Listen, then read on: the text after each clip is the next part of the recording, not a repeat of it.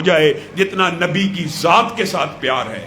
میں شرح صدر سے کہتا ہوں، چاہے بریلوی ہو، چاہے دیوبندی ہو، چاہے اہل حدیث ہو، نبی کی ذات کے ساتھ تینوں مسالک پیار کرتے ہیں، لیکن نبی کی بات سے کون پیار کرتا ہے یہ فیصلہ آپ نے کرنا ہے۔ نبی کی ذات سے پیار تینوں مسالک کرتے ہیں، نبی کی بات سے پیار کیسا ہونا چاہیے اور کس طرح کا ہونا چاہیے اور کون کرتا ہے، یہی نقطہ اختلاف ہے۔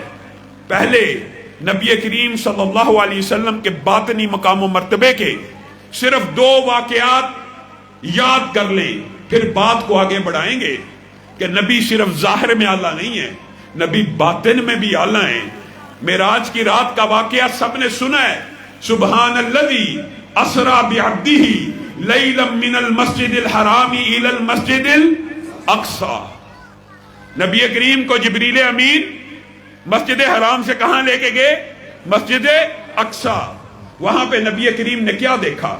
بڑے خوبصورت چہرے، بڑے نورانی چہرے، بڑے سرخ و سفید چہرے، ایسے چہرے نبی کریم نے پہلے نہیں تھے دیکھے۔ جبریل کو کہنے لگے یہ کون لوگ آئے ہیں، یہ بڑے خوبصورت ہیں، یہ بڑے نورانی ہیں، یہ بڑے شاندار چمکتے ہوئے روشن چہرے ہیں۔ جبریل نے کہا آدم سے لے کر عیسیٰ تک جتنے نبیوں کو آسمان پہ اٹھا لیا گیا، آج معجزے کے طور کے اوپر آپ کو اللہ نے یہ معجزہ عنایت کیا، ان کو آج نیچے اتارا گیا ہے۔ اچھا، ان کو کس لیے نیچے اتارا گیا ہے؟ یہ اس لیے اتارے گئے ہیں تاکہ یہ مسجد الاقصی میں نماز کو ادا کرے۔ اچھا، یہ نماز کو ادا کیوں نہیں کر رہے؟ جبریل یہ نماز کو ادا کیوں نہیں کر رہے؟ کہا ان کو اپنے امام کا انتظار ہے۔ جبریل ان کا امام کون ہے؟ اس وقت نبی کریم کے باطن کا، نبی کی ذات کا، نبی کے ظاہر کا، نبی کے باطن کا اللہ رب العزت نے مقام و مرتبہ متعین کرنے کے لیے رہتی دنیا تک، رہتی امت تک یہ پیغام بھیج دیا۔ ان کا امام کون ہے؟ اس وقت جبریل امین نے نبی کریم کے کاندھہ اقدس کے اوپر ہاتھ رکھ کے نبی کریم کو کم و بیش 1,24,000 انبیاء کے مسلح امامت پہ کھڑا کر دیا۔ یہ نبی کا مقام و مرتبہ ہے۔ اگر ابھی بھی سمجھ نہ آئے تو پھر روئیں جگر کو، پھر پیٹیں دل کو، پھر جو مرضی کر لیں۔ اگر پھر بھی مقام سمجھ نہ آیا تو شاید ایک اور حدیث سے بات واضح ہو جائے۔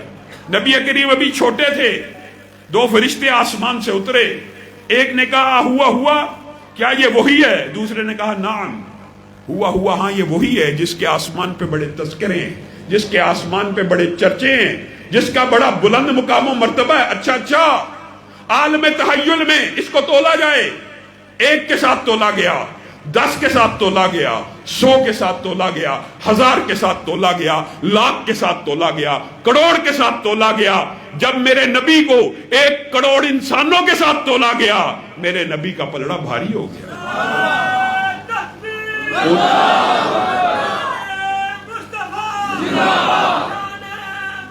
انہوں نے کہا کروڑ سے نہ تولو، 10 کروڑ سے تولو، 1 ارب سے تولو، 5 ارب سے تولو، 10 ارب سے تولو۔ آج دنیا کی آبادی 7 ارب، 10 ارب سے جب میرے تنہا آمینہ کے لال اور نبی محترم و مکرم کو تولا گیا، میرے نبی کا پلڑا بھاری ہو گیا۔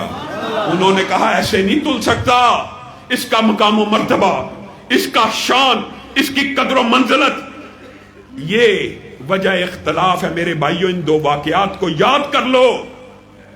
کہا ایسے نہیں تل سکا۔ کہا کیسے تلے گیا؟ کہا آدم سے لے کر قیامت تک جتنے انسانوں نے پیدا ہونا ہے سب کو ایک پلڑے میں ڈال دیا جائے۔ یہاں پہ آپ نے رک کے سوچنا ہے، آدم سے لے کر قیامت تک جتنے انسانوں نے پیدا ہونا ہے ان کو ایک پلڑے میں ڈال دیا جائے۔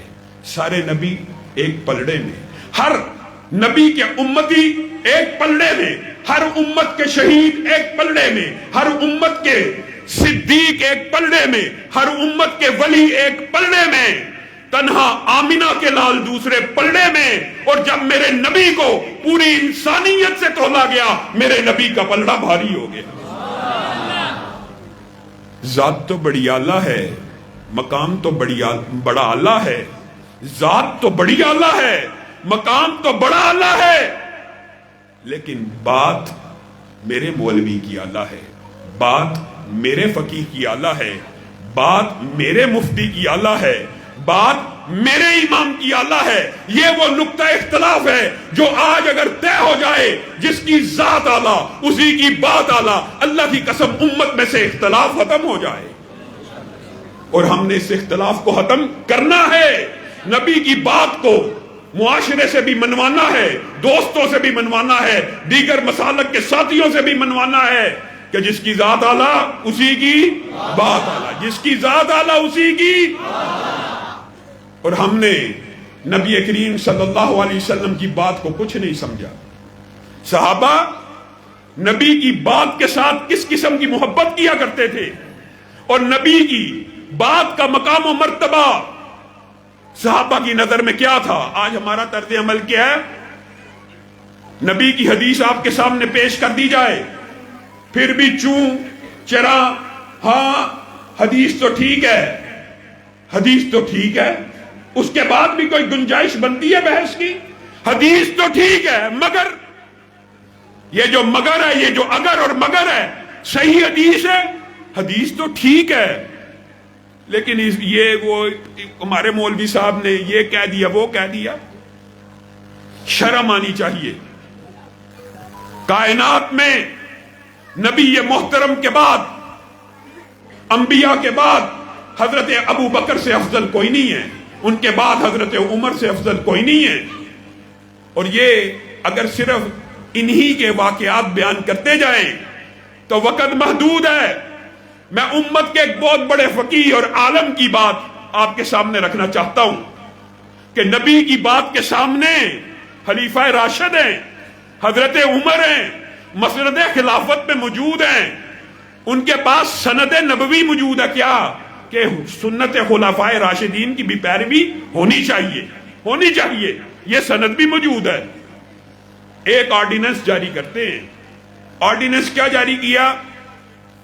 کہا قاضیوں کو ایک رکا لکھو، میں عمر نے بڑا غور و فکر کیا ہے، مجھے رسول اللہ صلی اللہ علیہ وسلم کی یہ حدیث پہنچی ہے کہ ایک ہاتھ کو کاٹ دینے کی، یعنی اگر کسی کے ساتھ لڑائی بھی اس کا ہاتھ کٹ گیا ہے، اس کی دیت 50 اونٹ ہے۔ اب عمر نے غور و فکر کیا ان 50 اونٹوں کے اوپر، اور اگر ایک انگوٹھا کٹ جائے، یہ والی انگلی کٹ جائے، 7 والی کٹ جائے، چاروں میں سے کوئی کٹ جائے، میں عمر ترتیب لکھوانا چاہتا ہوں۔ میں عمر اپنے فہم سے، فراست سے، عقل سے ایک ترتیب لکھوا رہا ہوں، آپ نے یہ واقعہ یاد کرنا ہے۔ ایک ہاتھ کٹ جائے پورے کا پورا تو اونٹوں کی دیت کتنی ہوتی ہے؟ 50۔ حضرت عمر یہ حدیث سوچ رہے ہیں، پرکھ رہے ہیں، اور کہتے ہیں میں ان کو انگلیوں کے اوپر کیسے ڈیوائیڈ کروں؟ کہا آرڈیننس لکھو، قاضیوں کو خط لکھو کہ اگر کسی کا انگوٹھا کٹ جائے، ہاتھ کی 5 انگلیوں میں سے انگوٹھا قوت و طاقت میں سب سے زیادہ مضبوط ہے، سب سے زیادہ قوت اور طاقت انگوٹھے میں ہوتی ہے، اگر کسی کا انگوٹھا کٹ جائے اس کی دیت 15 اونٹ۔ لکھو، لکھ دیا گیا۔ 7 والی 2 انگلیاں جو متصل ہیں انگوٹھے کے بعد آتی ہیں، وہ قوت و طاقت میں ایک برابر ہیں۔ حضرت عمر اپنی عقل سے فیصلہ کر رہے ہیں، اپنی رائے سے، اجتہاد سے، فقیہ ہیں، 2 برابر ہیں، اس لیے ان میں سے کوئی بھی کٹ جائے ان کی دیت کتنی ہوگی؟ 10 اونٹ۔ انگوٹھا کٹ جائے تو کتنے اونٹ؟ 15۔ 7 والی 2 انگلیاں کٹ جائے تو کتنے اونٹ؟ 10۔ ان کے بعد آنے والی انگلی قدرے کمزور ہوتی ہے، اس کی 10 کے بجائے 9 اونٹ دیت ہے۔ اور عمر کا آرڈیننس یہ ہے، جو سب سے چھوٹی انگلی ہے، جو قوت و طاقت میں سب سے کمزور ہے اور بہت ہی کم کام میں آتی ہے، یہ اگر کٹ جائے اس کی دیت 6 اونٹ۔ اونٹ کتنے بنائے؟ 50۔ ہاتھ کٹ جائے کتنے اونٹ ہیں؟ 50۔ انگلیوں پہ بھی تقسیم کیا، 50، 15 اونٹ، 10 اونٹ، 10 اونٹ، 9 اونٹ اور 6 اونٹ۔ اونٹ پھر بھی 50 بنائے۔ آرڈیننس جاری ہوا، مختلف قاضیوں کے پاس پہنچ رہے، مصر کے قاضی کے پاس جب یہ آرڈیننس پہنچتا ہے تو عوف بن مالک وہیں پہ بیٹھے ہیں۔ کہا کیا آرڈیننس آیا؟ کہا عمر نے ہاتھ کی انگلیوں کی جو دیت ہے اس کو علیحدہ علیحدہ مقرر کر دیا ہے، انگوٹھے کی 15 مقرر کی ہیں، ساتھ والی 2 کی 10 مقرر کی ہیں، ساتھ والی کی 9 اور سب سے چھوٹی انگلی کی 6 اونٹ دیت مقرر کی ہے۔ عوف بن مالک یہ وہ صحابہ ہیں جنہوں نے نبی کی بات کا، نبی کی صرف ذات کا نہیں بات کا بھی کیسے پاس کیا۔ کہا رک جانا، اگر کوئی اس دوران فیصلہ آ جائے تو نافذ نہ کرنا، میں عمر سے ملنے جا رہا ہوں۔ کہاں پہ مصر ہے اور کہاں پہ مدینہ ہے، دن پر رات اونٹ کو گھوڑوں کو دوڑاتے ہوئے حضرت عمر کے دربار میں پہنچے ہیں۔ اے عمر، جی ہاں آپ نے ایک آرڈیننس جاری کیا، جی ہاں آپ نے جو آرڈیننس جاری کیا ہے اس بات کی آپ کے پاس کیا دلیل ہے؟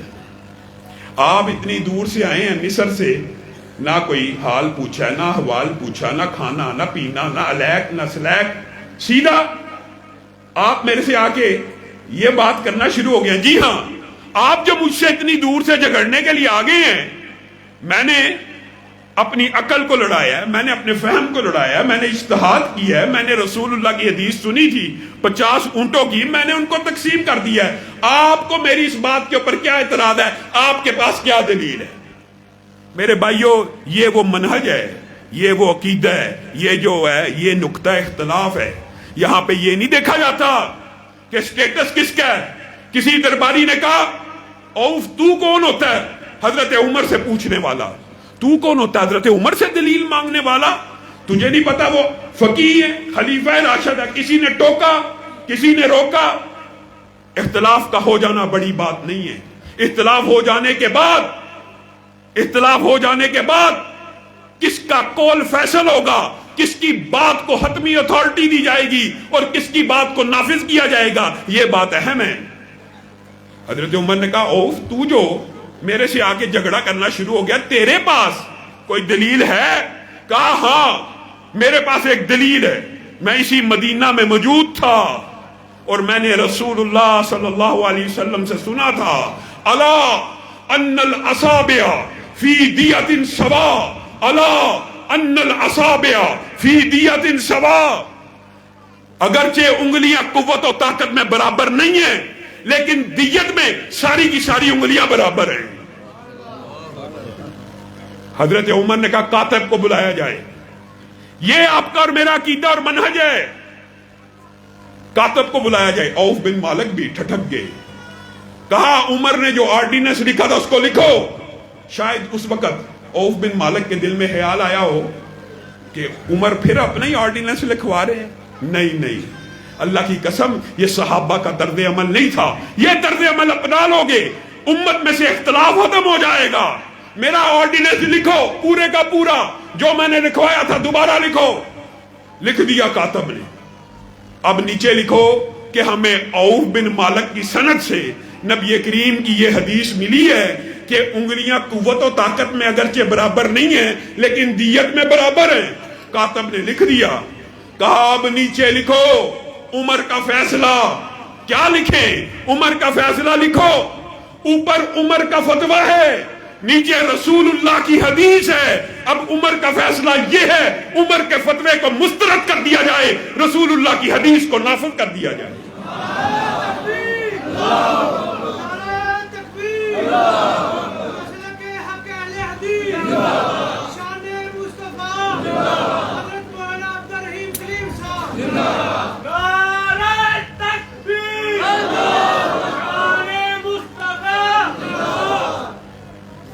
ہم مولانا عبد الرحیم کلیم کو خوش آمدید کہتے ہیں۔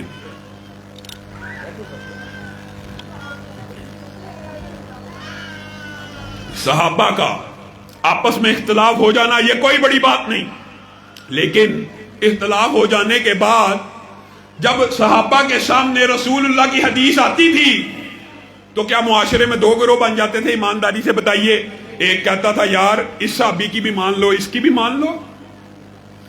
آج ہمارے معاشرے میں نیا چلن ہے، اور یار ان کی وہ جیسا کرتے ہیں ان کی بھی مان لو، یار وہ جیسا کرتے ہیں ان کی بھی مان لو۔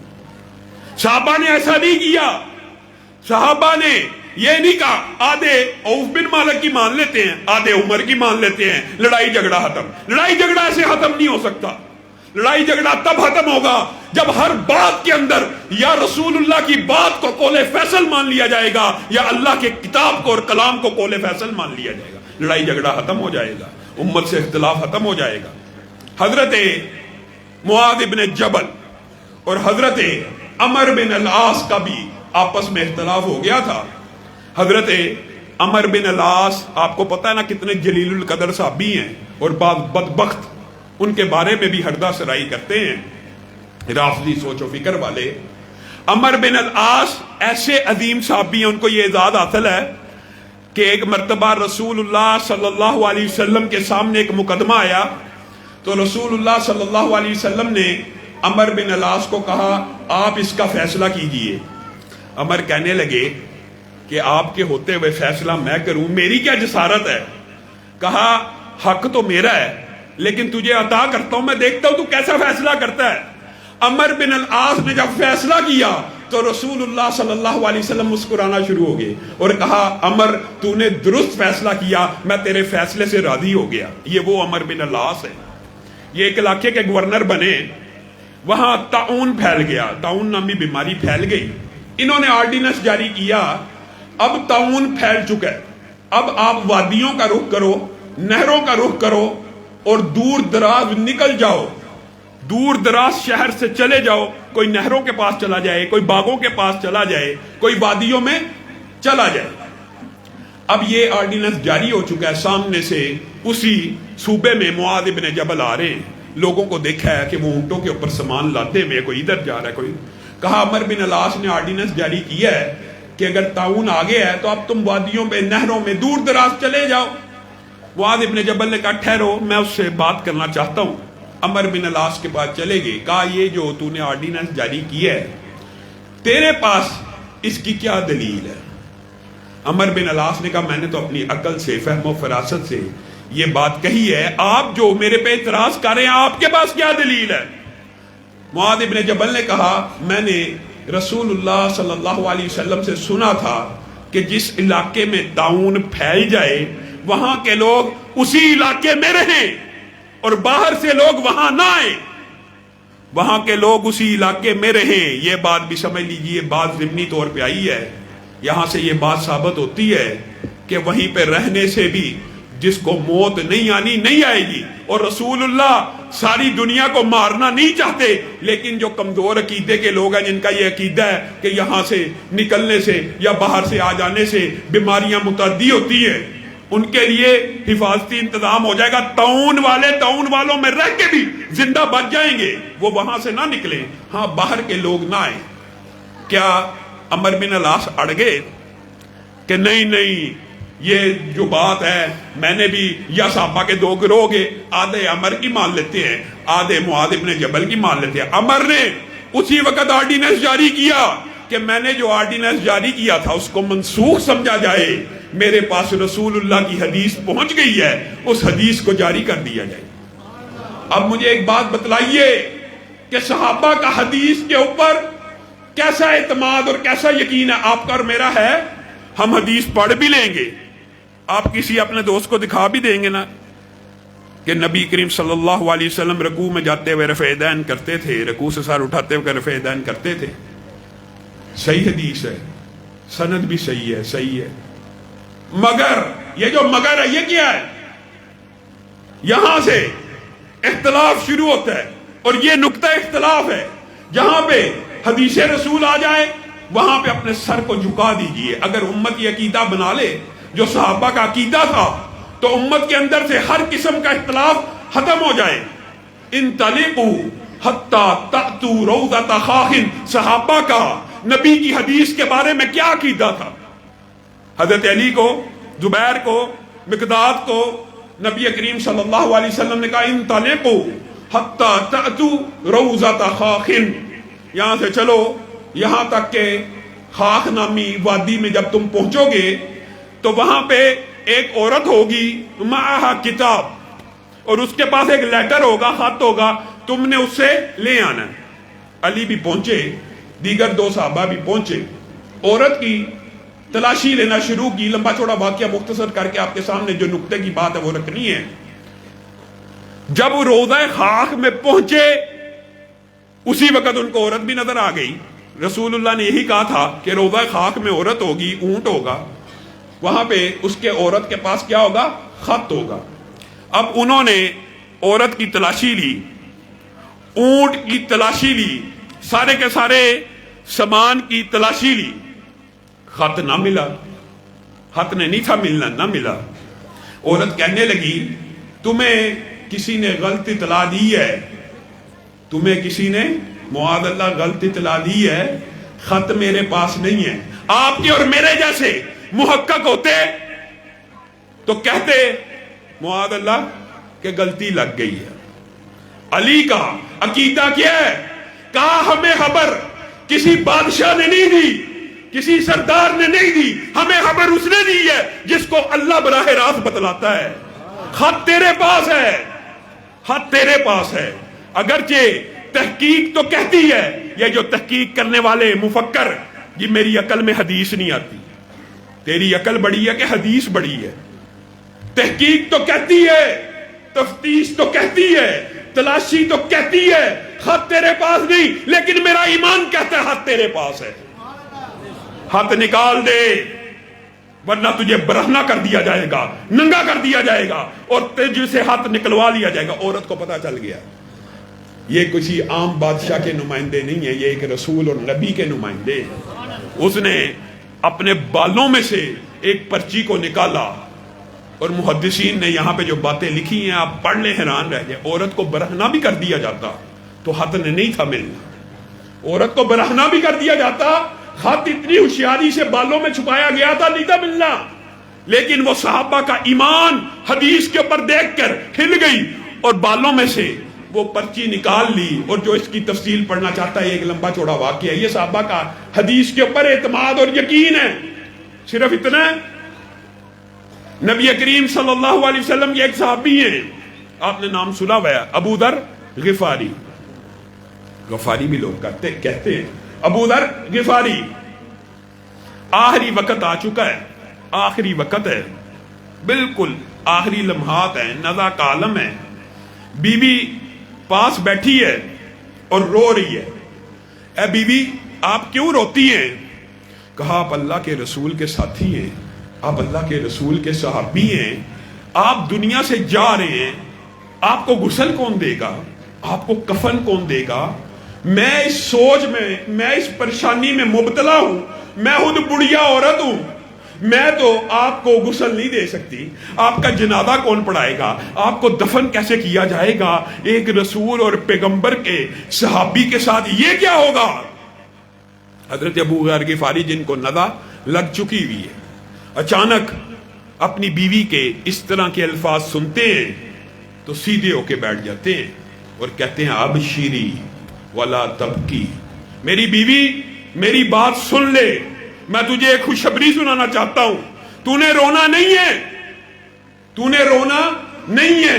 ان کانوں نے اس خوبصورت زبان سے چند الفاظ سنے ہیں کہ جس کی زبان سے نکلا ہوا ہر لفظ حق ہے.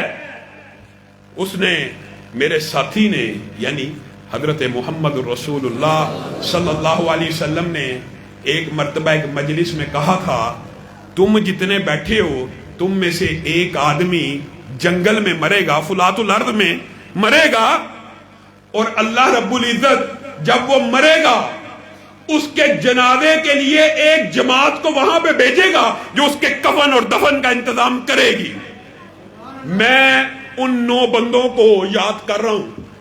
اے میری بیوی ان میں سے کوئی بھی جنگل میں نہیں مرا، اب میں ہی رہ گیا ہوں.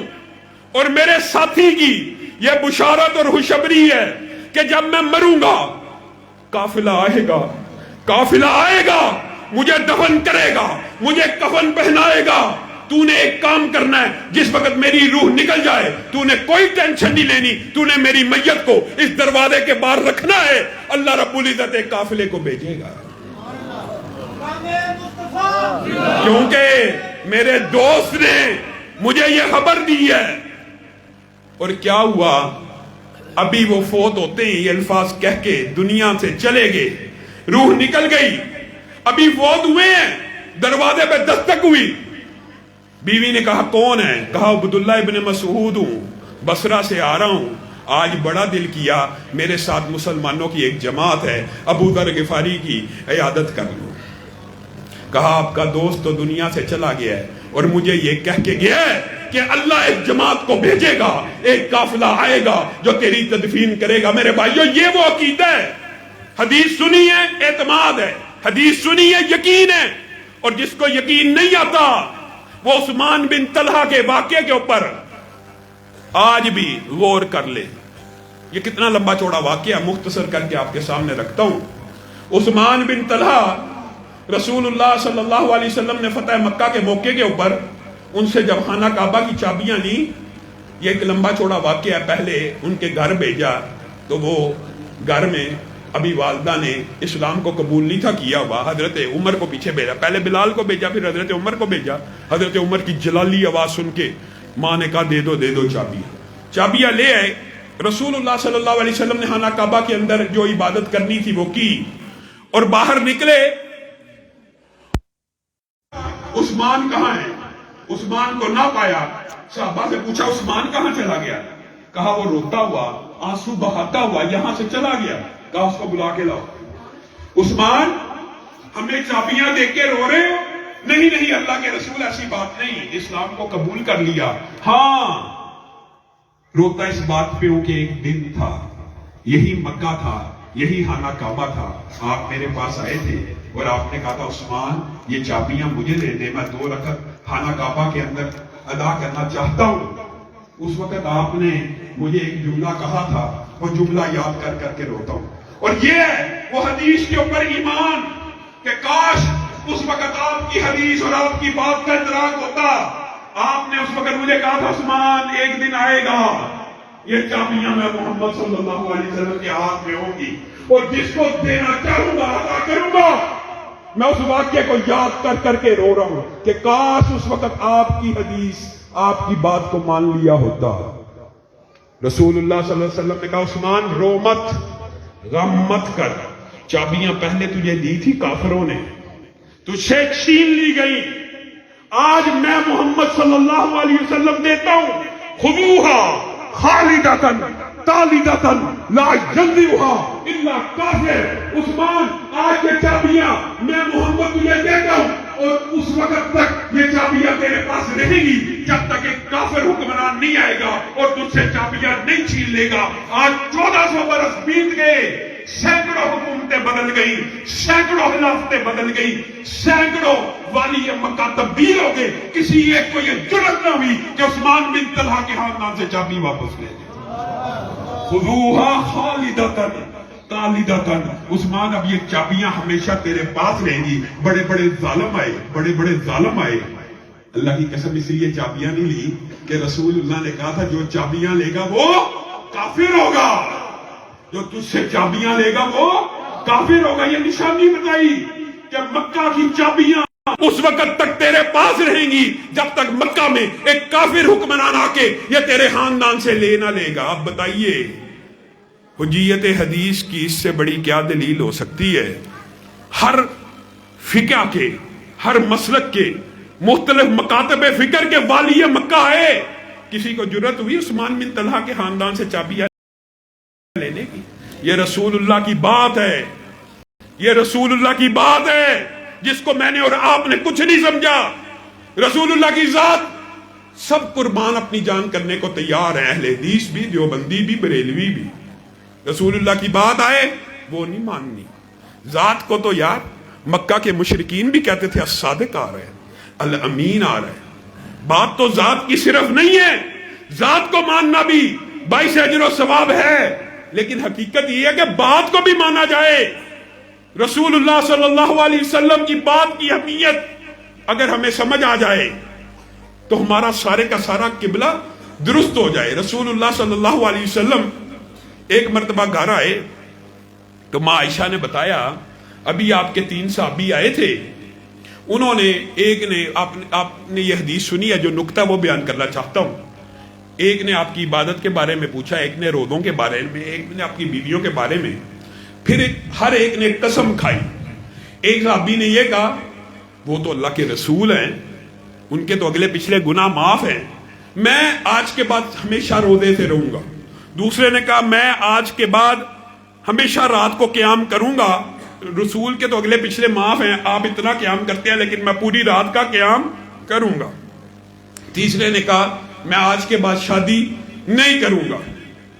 رسول اللہ صلی اللہ علیہ وسلم بے چین ہو کے تیزی سے باہر نکلے، تینوں کو پکڑ لیا، تم نے یہ بات کی ہے؟ ہاں کی ہے۔ رسول اللہ صلی اللہ علیہ وسلم نے وہاں پہ ایک رہنما اصول اور آپ کا اور میرا منہج بتلایا، کہا میں تم میں سے سب سے زیادہ متقی ہوں، اور میں روزے رکھتا بھی ہوں اور روزے چھوڑتا بھی ہوں۔ پیر کا روزہ رکھتا ہوں، جمعرات کا روزہ رکھتا ہوں، باقی دن کے چھوڑ دیتا ہوں۔ میں تم میں سے سب سے متقی ہوں، میں رات کا ایک پہر جاگتا ہوں اور ایک پہر سو جاتا ہوں، اور میں تم میں سے سب سے زیادہ متقی ہوں، میں نے شادیاں بھی کی ہیں۔ فمن راغب عن سنتی، یہ وہ عقیدہ ہے۔ فمن راغب عن سنتی، اس موقع کے اوپر رسول اللہ صلی اللہ علیہ وسلم نے یہ بیان عالی شان فرمایا تھا، جو میری سنت سے اعراض کرے گا اس کا میری امت سے کوئی تعلق نہیں ہوگا۔ کن کو کہہ رہے ہیں؟ صحابہ کو۔ یہاں پہ راغبان یا اعراض کا کیا ترجمہ ہے؟ اعراض ہوتا ہے یا آگے نکلنا یا پیچھے رہ جانا۔ دو صحابہ نبی کریم صلی اللہ علیہ وسلم کی عبادت سے آگے بڑھ کے عبادت کرنا چاہ رہے تھے، اور ایک صحابی شادیوں کو نہیں تھا کرنا چاہ رہا، تو رسول اللہ نے جامع لفظ بول دیا، فمن راغب عن سنتی، جو میری سنت سے اعراض کرے گا، مراد یہ جو آگے بڑھے گا یا پیچھے رہے گا وہ میری امت میں سے نہیں ہوگا۔ اس کے بعد بھی کوئی بات رہ جاتی ہے، اگر کسی کے ذہن میں پھر بھی کوئی غلط فہمی ہے تو یہ بھی سن لے۔ آپ نے یہ حدیث بھی سنی ہوگی، رسول اللہ صلی اللہ علیہ وسلم بیٹھے ہوئے ہیں، ایک آدمی آیا اجنبی، جس کو شکل سے کوئی پہچانتا نہیں ہے، اور وہ اپنے آپ کو مسافر شو کر رہا ہے، لیکن مسافر ہونے کے باوجود اس کے کپڑے بڑے سوفسٹیکیٹڈ ہیں اور بڑے ڈیسنٹ ہیں اور بڑے نیٹ اینڈ کلین ہیں۔ صحابہ اس کو پہچان تو نہ پائے، لیکن اعجاب ضرور ہوا کہ یہ کون ہے، لگتا مسافر ہے، جانتے نہیں ہے، بڑا نیٹ اینڈ کلین ہے، اور آ کے رسول اللہ صلی اللہ علیہ وسلم سے سوال پوچھنا شروع ہو گیا، ما هو الاسلام، ما هو الایمان، ما هو الاحسان، ایمان کیا ہے، اسلام کیا اور احسان کیا ہے۔ اب جب کوئی بندہ سوال پوچھتا ہے تو اس کا کیا مطلب ہوتا ہے؟ جی یہ سوال ہے، مجھے علم نہیں۔ ایک عام فہم بات ہے، سوال اس لیے پوچھا جاتا ہے کہ مجھے علم نہیں، آپ جواب دے دیں، لیکن جب رسول اللہ صلی اللہ علیہ وسلم جواب دیتے ہیں تو کہتا صدقتا، آپ نے سچ کہا۔ پہلے سوال کرتا ہے جیسے علم نہیں، اور جب رسول اللہ جواب دے دیتے ہیں تو کہتے ہیں آپ نے درست کہا۔ اس سے مطلب تو یہ ظاہر ہوتا ہے کہ جواب کا بھی علم ہے۔ اگر جواب کا علم ہے تو سوال پوچھا کیوں ہے؟ یہ بات آپ نے سمجھنی ہے۔ جواب کا علم تھا تو سوال پوچھا کیوں تھا؟ اگر یہ بات سمجھ آ جائے تو یقین مانی امت کے اندر سے اختلاف ختم ہو جائے۔ اگر جواب کا علم تھا، سوال پوچھا کیوں تھا؟ رسول اللہ صلی اللہ علیہ وسلم اس کے جانے کے بعد کیا کہتے ہیں؟ اے میرے صحابہ تمہیں پتہ کون تھا؟ کہا نہیں۔ کہا جبریل امین تھے، آسمان سے آئے تھے، کیا کرنے کے لیے؟ تمہیں تمہارا دین سکھانے کے لیے آئے تھے۔ کیا دین سکھا کے گئے ہیں؟ اور میرے بھائیوں، اللہ کی قسم دین یہ سکھا کے گئے اور دین یہ بتلا کے گئے کہ جب تک کوئی بات نبی محترم کی زبان سے ادا نہ ہو جائے وہ دین نہیں بن سکتی۔ اگر جبریل امین آسمان سے آئے تھے، رسول اللہ یہ اعلان کر سکتے تھے آسمان سے جبریل آیا ہے، اس کی چند باتیں سن لو، اس کی چند باتیں سن لو، تم سے گفتگو کرنا چاہتا ہے۔ نہیں، تمہیں تمہارا دین سمجھا کے گئے ہیں۔ وہ دین کیا ہے کہ جو بات رسول اللہ کی زبان سے نکلے گی وہی دین ہوگا، اس کے علاوہ کوئی شے دین نہیں ہے۔ اگر یہ حدیث سمجھ آ جائے تو عقیدہ بدل جائے۔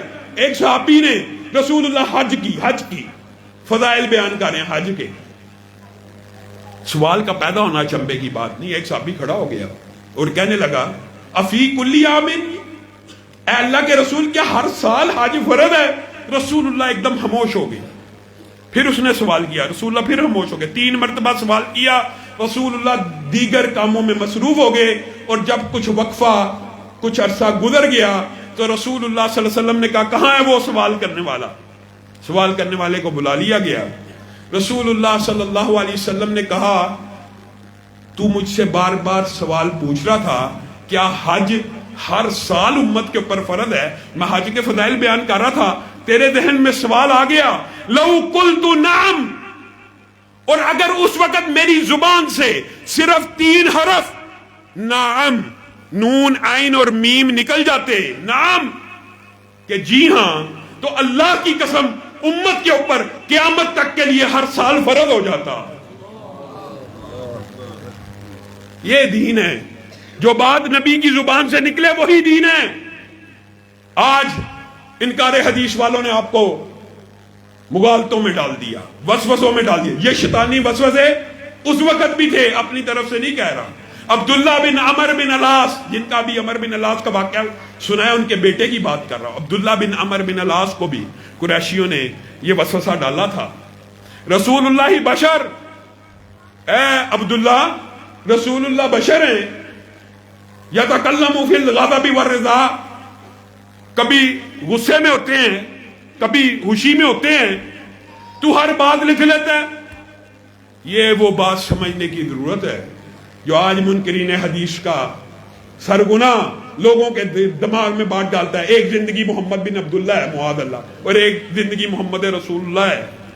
یہ مغالطہ ڈالا جاتا ہے کہ وہ باتیں جو انہوں نے دینی اعتبار سے نہیں کی وہ دین کا حصہ نہیں ہے. ایک زندگی رسول اللہ کی زندگی رسولی زندگی ہے, ایک بشری زندگی ہے. یہ تقسیم کون کرے گا؟ یہ عدالت کون لگائے گا؟ رسول اللہ کی یہ حدیث بشری تقاضے کے تحت ہے یا رسالت کے تقاضے کے تحت ہے؟ یہ تقسیم انکار حدیث کی بہت بڑا مغالطہ ہے. یہی وسوسہ عبداللہ بن عمر بن العاص کو بھی ڈالا گیا. رسول اللہ بشر, اللہ کے رسول بھی تو انسان ہیں, کبھی غصے میں ہوتے ہیں کبھی خوشی میں ہوتے ہیں, تو ہر بات لکھ لیتا ہے. رسول اللہ باہر نکلے اور دیکھا عبداللہ نے کاغذ قلم پھینکا ہوا ہے اور وہ رسول اللہ کی باتیں نہیں لکھ رہا. رسول اللہ صلی اللہ علیہ وسلم نے کہا مجھے بیان کر, پہلے تو میں جو بات کہتا تھا تو نوٹ کرتا تھا, لکھتا تھا, اب تو نے لکھنا چھوڑ دیا ہے. حضرت عبداللہ بن عمر بن العاص نے وہ سارے کا سارا واقعہ رسول اللہ کے سامنے رکھ دیا کہ یہ قریشیوں نے مجھے یہ بات کہی ہے کہ آپ بشر ہیں, خوشی میں غم میں ہر وقت جو بھی مختلف انسان کی کیفیات ہوتی ہے تو ہر چیز لکھ لیتا ہے. اس وقت رسول اللہ صلی اللہ علیہ وسلم نے آپ کے مسلک کا, آپ کے منہج کا, آپ کے عقیدے کا یہ اظہار فرما دیا. اکتب اکتب فوالذی نفسی بیدی, اے عبداللہ لکھا کر, لکھا کر, اس ذات کی قسم جس کے ہاتھ میں محمد صلی اللہ علیہ وسلم کی جان ہے, ما یخرج منہ الا حق, میں غصے میں ہوں, میں خوشی میں ہوں, میں غم میں ہوں, میں ناراضگی میں ہوں, ما یخرج منہ الا حق, اس زبان سے حق کے علاوہ کچھ نہیں نکلتا.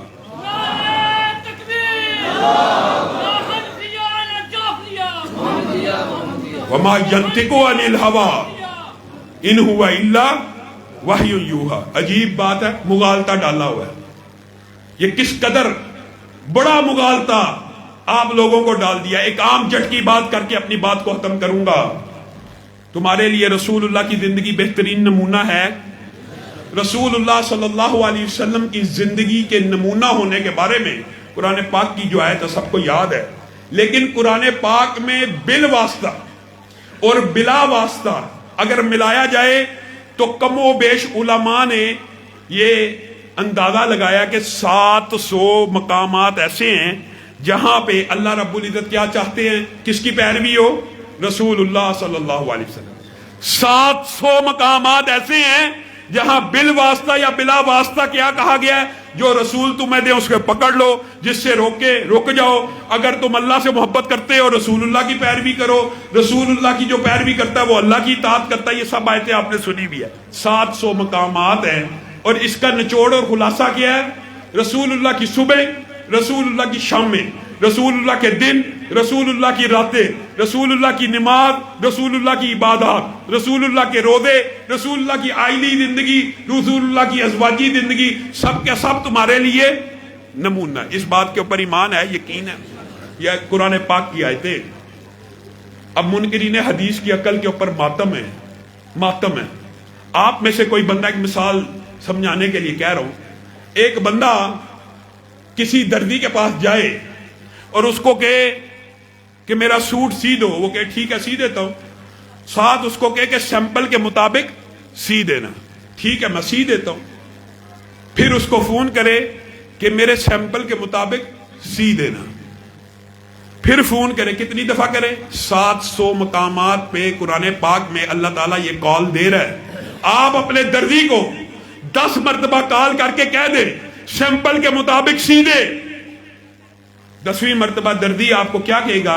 اے بے وقوف آدمی، سیمپل مجھے دے کے نہیں گیا اور بار بار کہتا ہے سیمپل کے مطابق سی دے، پہلے سیمپل تو دے کے جا۔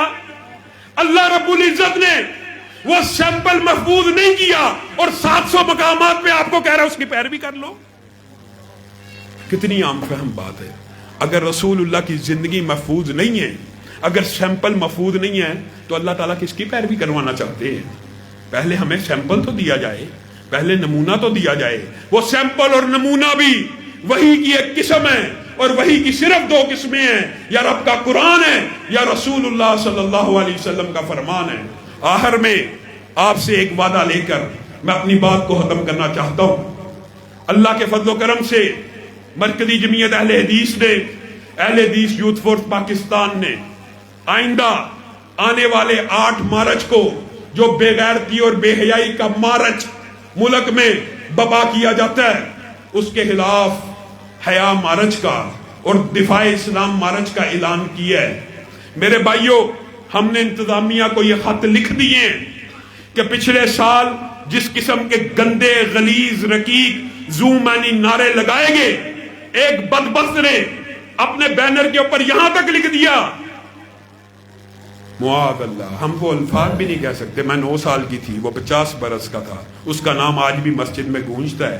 اس طرح کے زومانی فکرے لکھے گئے، ہم نے احتجاج کیا، ہمارے سے انتظامیہ نے وعدہ کیا تھا کہ آج کے بعد اس طرح کا کوئی مارچ اور اس طرح کے زومانی جملے کبھی بھی تحریر میں نہیں لائے جائیں گے۔ لیکن یہ بغیرتی اور بے حیائی کا مارچ، ان کے ہاتھ پاؤں بڑھتے چلے جا رہے ہیں، اور یہ زومانی جملے اگر پچھلے سال بول کر ان کے اوپر کوئی گرفت نہیں ہوئی، اس سال ان کے عزائم اس سے بھی زیادہ بڑھ کے خطرناک ہے۔ اگر ملک کے اندر ان کو مارچ کی اجازت ہے، ہم بھی قانون ہاتھ میں لینے والے نہیں ہیں، لیکن ہمیں بھی ملک کے اندر احتجاج کی اجازت ہے۔ آپ کو یہ کال دی جائے گی کہ 8 مارچ کو جہاں جہاں یہ گندا اور غلیظ مارچ ہوگا، اس کے سامنے ہم اور آپ بھی احتجاجی مارچ کریں گے اور دفاع اسلام کے لیے اور نفاذ اسلام کے لیے اس ملک میں نکلیں گے۔ آپ اس ٹاسک کے لیے ہمارا ساتھ دینے کے لیے تیار ہیں؟ ہاتھ اٹھا کر وعدہ کریں انشاءاللہ۔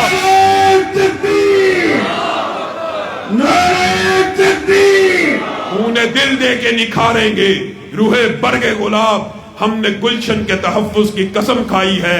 وآخر دعوانا ان الحمدللہ رب